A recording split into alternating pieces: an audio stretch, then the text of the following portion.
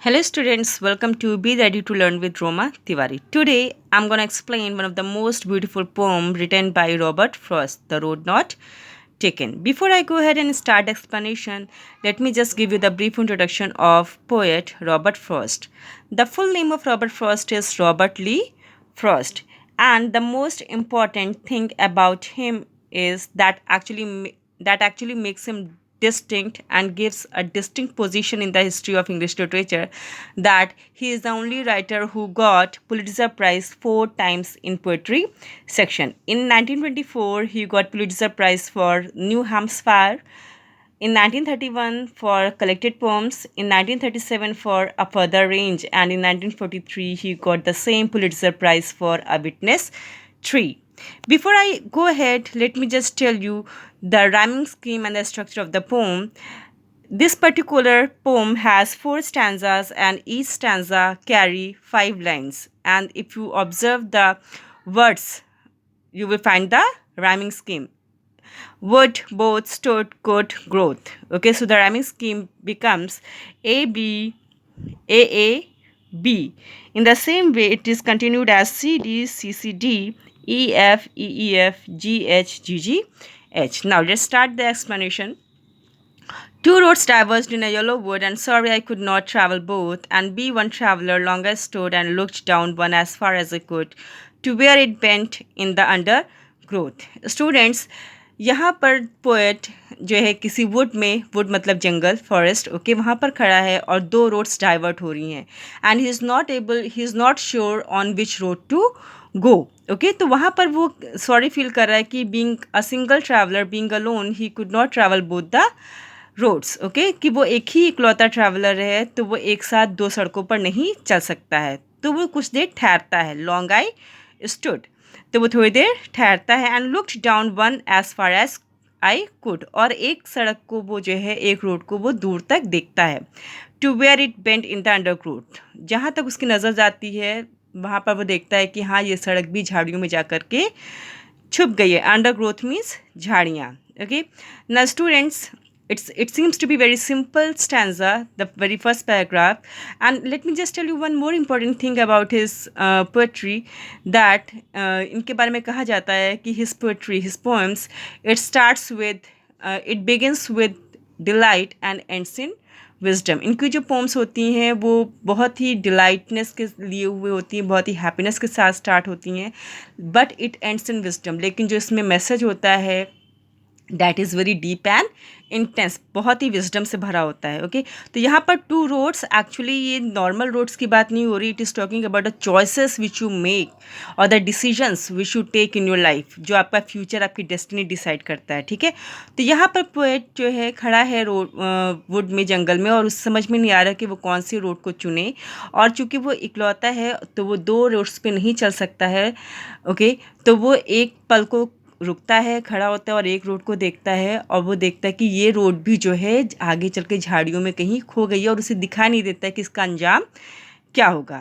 Okay, so let's talk about the figure of speeches. If you talk about the first line, 2 roads, तो 2 roads, they are not the simple 2 roads, they are the metaphor. Okay, and if you observe 3 lines, and second, third and fourth line, तो जब भी आप poetry में same word से 2-3 line start होती है तो उसे हम कहते हैं anaphora. And you just see the second line, I could not travel both के बाद जो है इसके आगे सेंस होना चाहिए, लेकिन ये लाइन ब्रेक लग रही है और इसका पूरा सेंस थर्ड लाइन में ट्रांसफ़र हो रहा है. तो जब भी आप एक इनकम्प्लीट सेंस हो जाता है किसी लाइन में और वो नेक्स्ट लाइन में ट्रांसफ़र होता है उसका सेंस, तो उसे हम कहते हैं enjambment. Okay, so it was all about the figure of speech and the main content.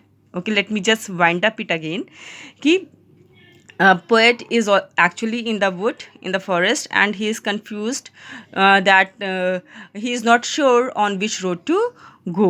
Okay, so being one traveler, he is not able to decide which road to follow. Okay, तो वो क्या करता है, वो चुपचाप एक खड़ा हो जाता है और देखता है कि ये सड़क भी जो है, पहले वाली सड़क जो है वो झाड़ियों में जा कर के छिप गई है. ओके, सो यहाँ पर रोड्स क्या हैं, यहाँ पर रोड्स मेटाफर हैं. किस चीज़ का मेटाफर है? हम अपनी लाइफ में जो डिसीजंस लेते हैं या जो भी फैसले करते हैं. Now let's move towards the next paragraph. Then took the other as just as fair and having perhaps a better claim. उसके बाद वो पोएट कहता है कि मैंने पहली को देखा, पहली रोड को देखा, तो वो झाड़ियों में जाकर के चिपकी, मुझे नहीं दिखा कि उसकी डेस्टिनी क्या है। In the same way in our life also we are not able to observe कि हाँ हम जो काम कर रहे हैं, जो फैसला लिया है, उसका क्या डिसीजन होगा। ओके, तो यहाँ पर क्या करता है पोएट, वो दूसरे को देखता है। देन टुक द अदर, फिर वो दूसरी सड़क को देखता है, दूसरी रोड को देखता है, एज जस्ट एज फेयर। यहाँ पर एज जस्ट एज फेयर को अगर समझना है तो आप पहला वाला एज हटा दीजिए, जस्ट एज फेयर। तो यहाँ पर पोएट कहता है कि जब उसने दूसरी रोड को देखा तो वो भी एकदम पहले रोड की तरह ही फेयर लग रही थी। एंड स्टूडेंट्स, मैं साथ ही में आपको बताते जा रही हूँ फिगर ऑफ स्पीच भी, जब भी एज के बाद कोई वर्ड आकर वो एडजेक्टिव ना हो, कोई और वर्ड हो और उसके बाद फिर एज लग जाए तो उसको हम कहते हैं diacope. Okay, it is written also and having perhaps a better claim. तो उसे लगता है कि जो दूसरी रोड उसने देखी है वो भी पहले की तरह ही फेयर है और शायद से यहाँ पर ज़्यादा बेहतर संभावनाएं हैं, because it was grassy and wanted wear, क्योंकि वो ग्रासी है। अभी उसको देख के ऐसा लग रहा है कि हाँ उसमें जो घास है वो कुचली हुई नहीं है। एंड वॉन्टेड वेयर का मतलब है कि वो बहुत ज़्यादा यूज्ड अभी नहीं हुई है, उस पर और कोई चल सकता है, means it is not very much used. Okay, though as for that the passing there had वॉन्ट them really about the same. उसके बाद क्या होता है कि जब वो थोड़ी देर उस सेकंड रोड पर चलता आगे बढ़ता है तो उसे लगता है कि ये भी तो पहले रोड की ही तरह है। ओके, तब उसे एहसास होता है कि यहाँ पर भी लोगों ने, हाँ भले यहाँ पर कम लोगों ने चला है लेकिन यहाँ पर भी लोग आए हैं। Okay students, if you observe तो यहाँ पर जो है just see the third line, because it was grassy and wanted wear. Wear का मतलब क्या होता है, पहनना। ओके, और यहाँ पर रोड के सेंस में क्या है, उस पर चले जाना, तो यहाँ पर एक पर्सोनिफिकेशन हुआ है। Okay, and if you see observe that in the third line only wanted wear, W का यहाँ पर रिपीटिशन है, it is called alliteration. Got that?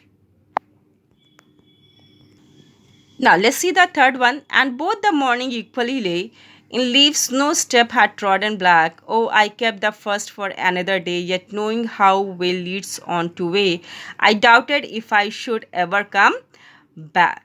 Okay, again students, फिर वो जब सुबह देखता है कि हाँ अब मैं जब टहलने के लिए वो जाता है, फिर वो देखता है कि मॉर्निंग में तो ये दोनों ही सड़कें एकदम एक जैसी लग रही हैं, लग रहा है इन पर कोई भी नहीं चला है। इक्वली ले मीन्स यहाँ पर जो है बराबर ये रोड्स लग रही हैं, ऐसा बिल्कुल भी नहीं हम गेस कर सकते हैं कि किस पर लोग ज़्यादा चले, किस पर लोग नहीं चले हैं। In leaves no step had trodden black.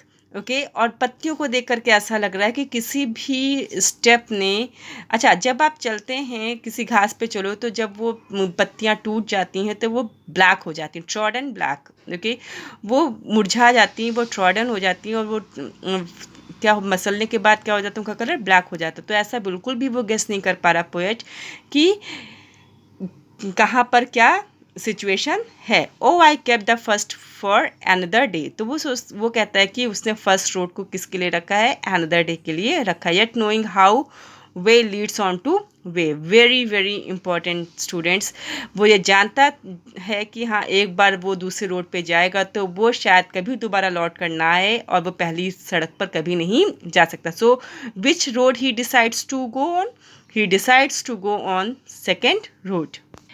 And it happens in real life also. हम जब भी कोई डिसीजन या फैसला ले लेते हैं तो वो वक्त, वो टाइम, वो सिचुएशन दोबारा हमारी लाइफ में नहीं आती है और हम उस चीज़ को दोबारा नहीं जी सकते हैं।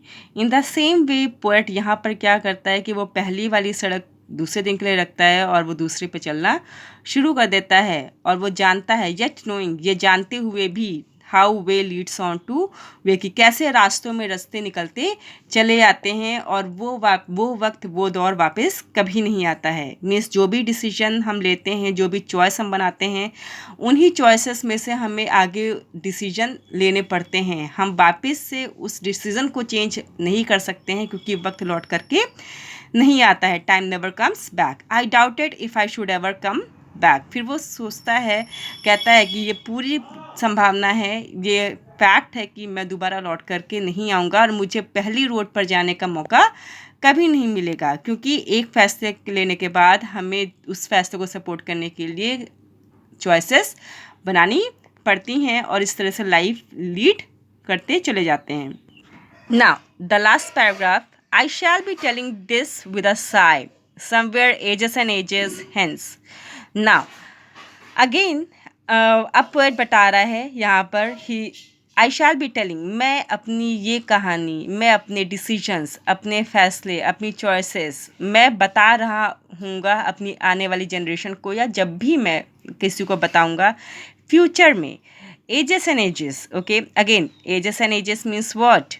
मैंने आपको बताया था एंड के अगल बगल जब कोई वर्ड्स आ जाता है and that is not adjective, तो वो हमारा क्या हो जाता है, डायकोपी हो जाता है. एंड यहाँ पर साई का मतलब होता है, वैसे तो दुख भरी आह होती है, लेकिन यहाँ पर साई का मतलब है सेटिस्फैक्शन से, कंटेंटमेंट से. ओके, तो यहाँ पर क्या हो रहा है कि पोएट कह रहा है कि मैं अपने ये इस डिसीजन के बारे में एजेस इन एजेस, फ्यूचर में सबको बहुत ही संतुष्टि के साथ बता रहा हूँगा. Two roads diverged in a wood, कि एक जंगल में दो रास्ते थे, कि मेरी लाइफ में एक ऐसा पड़ाव आया जब मुझे फैसला लेना था. And I took the one less travelled by, और मैंने कौन सा रास्ता चुना, वो रास्ता चुना जिस पर कम लोग चले थे. जब भी आपको सफलता लेनी है तो you need to do something differently. ठीक है, आप जो है कॉमन रास्ते चुन करके या फिर आप बहुत आसानी से सक्सेस को नहीं पा सकते. You need to make your decision in a different way. Okay, आपको डिफरेंट कुछ करना होगा टू गेट द सक्सेस. आपको एक्स्ट्रा मेहनत करनी पड़ेगी, एक्स्ट्रा एफर्ट डालना पड़ेगा. ओके, एक्स्ट्रा टाइम देना पड़ेगा, अपने टाइम को मैनेज करना पड़ेगा.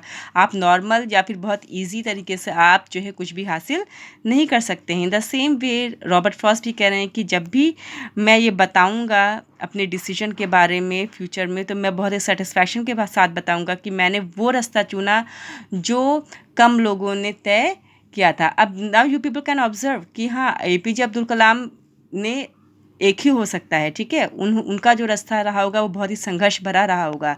तो never ever you just be determined. Okay, never ever give up. कभी भी आपको संघर्ष लगे, संघर्ष वाला रास्ता हो, या कभी भी आपको लगे कि नहीं मैं शॉर्टकट करके कोई काम कर लूँ, शॉर्टकट से सक्सेस कभी नहीं मिलती है. This is the message which we get from this particular poem, कि हमें हमेशा स्ट्रगल करना होगा if you want to attain something very special and if you want to achieve our target. तो I took the one less travelled by. तो यहाँ पर writer कहता है, पोएट कहता है कि मैंने वो रास्ता लिया जो कम लोगों ने, जिस पर कम लोग चले थे और सफलता हासिल की. And that has made all the difference. और यही वो डिसीजन था मेरा कि मैंने उस समय सही डिसीजन लिया, मैंने संघर्ष को चुना, मैंने उस रास्ते को चुना जिस पर बहुत ज़्यादा भीड़ भाड़ नहीं थी, और मैं सफल हुआ. और इसी एक बात ने जो है पूरा डिफरेंस क्रिएट कर दिया है. दिस डिसीजन जिसमें मैंने लेस ट्रैवल्ड रूट को चुना, उसने मेरी ज़िंदगी पलट के रख दी, और सारा का सारा डिफरेंस इसी वजह से था. The main gist and the moral of the story और the moral of the poem is that, कि जब भी हमारे पास चॉइस या ऑप्शन आए, डिसीजन लेना हो, then we should never go for any kind of shortcut. We should always go for proper planning, proper decision, proper management of time, proper knowledge, proper determination, dedication, commitment, okay, without which we cannot attain success. Students, wish you all the best and keep on learning and keep loving literature. Thank you. God bless you all.